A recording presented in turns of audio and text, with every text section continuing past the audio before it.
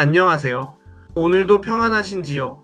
우리 시니어들에게 자녀와 손주는 인생의 가장 큰 보람이자 희망입니다. 그래서 우리는 늘 입버릇처럼 말하죠. 공부 열심히 해라. 사람들에게 정직하고 바르게 행동해라. 그런데 여러분, 참 이상한 일이 있습니다. 누구보다 똑똑하고 정직하게 자란 아이들이 막상 거친 사회에 나가면 예상치 못한 순간에 맥없이 무너지는 것을 보게 됩니다. 번듯한 직장에 들어가고 남들이 부러워하는 성공을 거두었음에도 어느 날 갑자기 무기력증에 빠지거나 인간관계에서 큰 상처를 입고 고립되곤 하죠. 무엇이 문제일까요? 부모로서 우리가 놓치고 있는 성공의 비밀이 바로 오늘 말씀드릴 은혜라는 키워드 속에 숨어 있습니다.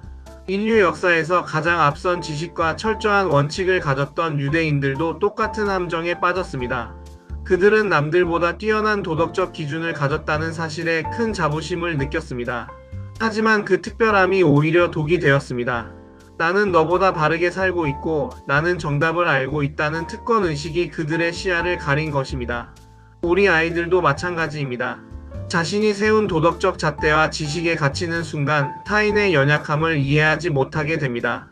무엇보다 무서운 것은 자신의 작은 실수조차 용납하지 못하는 지독한 완벽주의에 빠진다는 것이죠.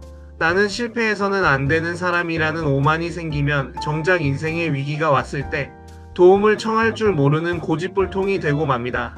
규칙을 잘 지키는 것은 훌륭한 일이지만 그것이 나는 남보다 우월하다는 교만이 되어서는 안 됩니다.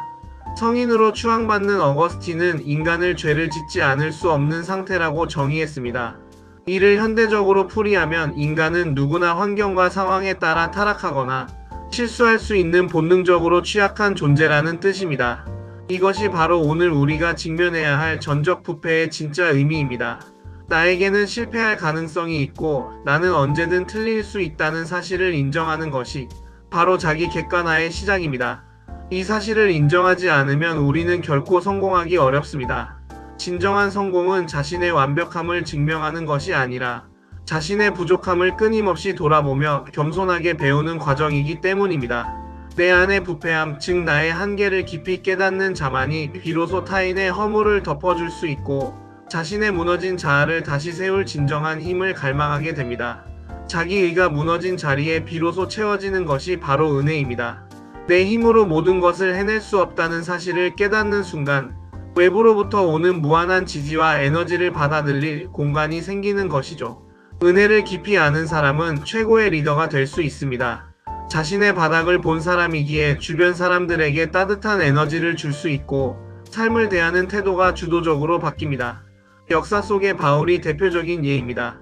그는 자신의 한계를 철저히 깨닫고 은혜로 채워졌을 때 죽을 때까지 지치지 않는 사명과 열정, 그리고 시대를 앞서가는 창의력을 발휘했습니다. 수천 년이 지난 지금까지도 그의 가르침이 이어지는 이유는 그가 자신의 유능함이 아닌 은혜의 힘으로 살았기 때문입니다. 은혜가 넘치는 사람은 결코 멈추지 않습니다. 그들은 자신의 결핍을 원동력 삼아 타인을 살리는 강력한 영향력을 내뿜습니다. 사랑하는 자녀와 손주들이 성공적인 삶을 살길 원하시나요? 그렇다면 그들에게 너는 완벽해야 한다라고 가르치지 마세요.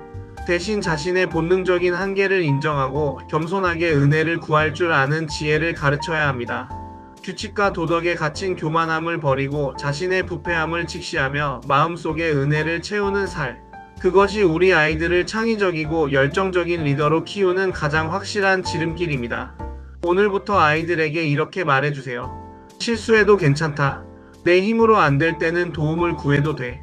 그것이 너를 더 크게 만들 거란다. 자신의 한계를 인정하는 자가 누리는 무한한 은혜의 세계, 그 신비로운 여정에 여러분과 여러분의 가족이 함께 하시길 소망합니다. 다음 시간에는 이 은혜를 삶의 태도로 바꾸는 구체적인 기술, 성공을 부르는 자기 객관화의 힘에 대해 더 깊이 나누어 보겠습니다. 오늘도 평안하십시오.